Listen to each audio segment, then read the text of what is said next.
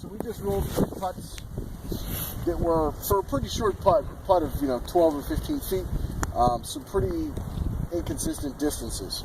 I'm going to give you a drill to work on that I think is best for distance control. I call it the ladder drill. It's a really basic drill, but I think for getting a feel for hitting balls different distances, it's probably the best. So I'll start with one ball at maybe 3 feet, another one at 6, 9, 12, and so forth. Maybe every 3 feet to a yard, I drop a ball.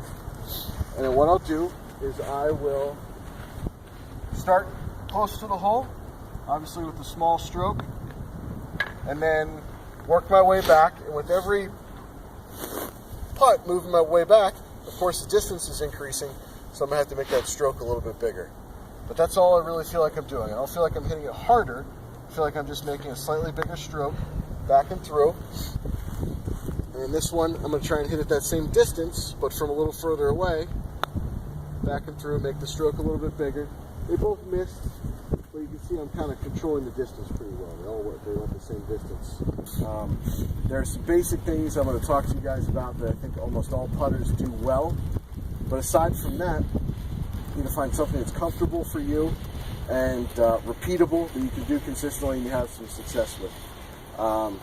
That being said, first things that I want you guys to work on, and I'll come around and work with you, is as we set up to the shot, we want to feel like our eyes are somewhere very close to being right above the golf ball. I'll do a test sometime by dropping a golf ball between my eyes, letting it fall. That's where I should be setting up to putt from.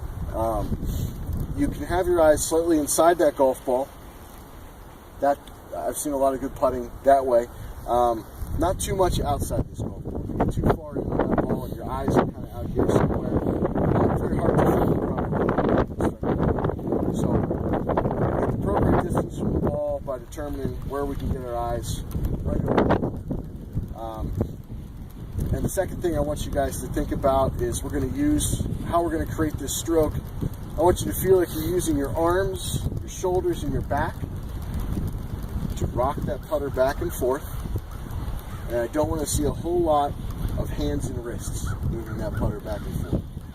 So I certainly don't want you to feel like your hands and wrists are locked, but the hands and wrists aren't what's going to make that putter go back and forth. I like the feeling of creating, if you would think about like a grandfather clock ticking back and forth, tick-tocking back and forth. It's not the bottom, it's making that arm move all the way up at the top where it connects to the clock. That's rocking back and forth. If you'd watch that, it's perfectly consistent every time. Same speed, same distance back and forth, because it's all happening up top. I like to think about that as we're putting. So we're going to rock with our arms and our shoulders and our back.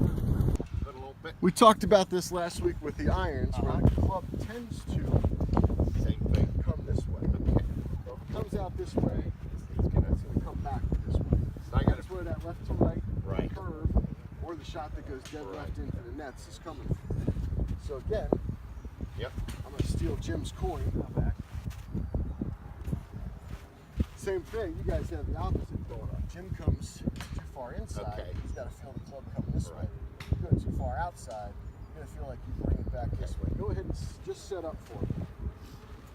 What you're going to feel like, instead of your hands going out away from you, you're going to feel like you bring your hands right over your right big toe. Oh, okay. See, if you do that, if you bring your hands right over your right big toe, that club goes right over the corner. All right. Very good. That way. All right?